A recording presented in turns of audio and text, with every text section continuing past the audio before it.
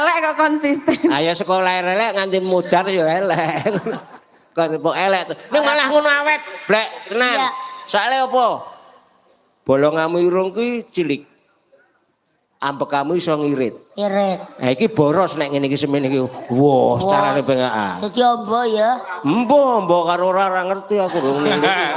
Tapi nek Pak D seneng sing cilik napa sing gedhe? Ya. Sing niki sing bolongane gedhe napa sing cilik? Milih. Irung. Irung. Mik bolongane itu apa keseluruhan?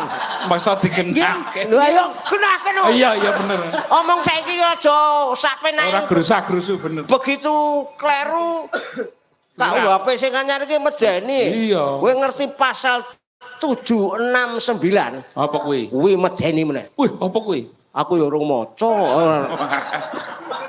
Ngomong ke pasal Orang ngerti bae ngomong napa. Nek secara keseluruhan waton wonge normal lho. Waton Ya wonge normal to. nek wonge sing nyawang normal, sing disawang normal. Ayo mbok tombok cemban ya ngur iki nek aku. Perlu SNK ya tak serahke ora masalah.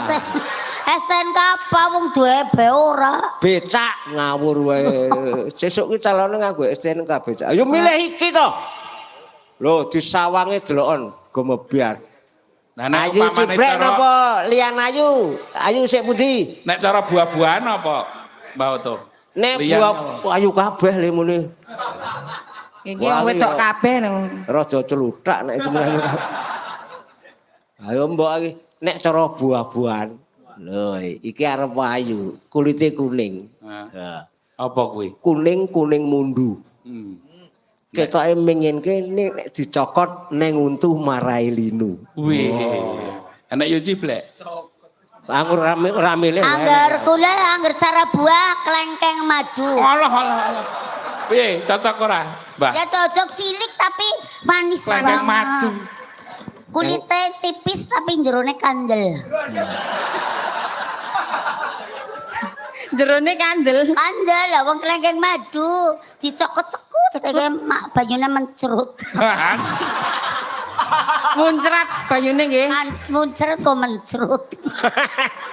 Lambene sing glayang. Iya. Lagi umpamane buah langger umpamane mobil. Pak Dek. Nek iki jelas. Mobil apa sepeda motor? Ya sepeda yang kena mobil yang kena karepe. Apa? Karepe. Tukang sone ning pancen. tukang dadak omong banter banget e. Nek mobil iki jelas. Mobil sing iso mendeteksi dalan. Pajero. Kuwi mobil iso ngerti dalan. Mergo nek arep jeglong ngono mobile muni dhe, Pak Jero. Wah. Nek Pak Jero. Nek kowe mobil Yang kae mobil apa ya? trontrong Teruntuk. Apa Mas? Tronto. Tronto sih mobil apa? Suzuki dhisik ana, Suzuki trontrong ya ana. Oh apa ya? Angger nyong Agia. Aki apa bae Rika nang kene. Agia Kowe iki nek mobil paling medeni. Ono mobil ditumpake medeni. apa sing paling medeni? Nissan.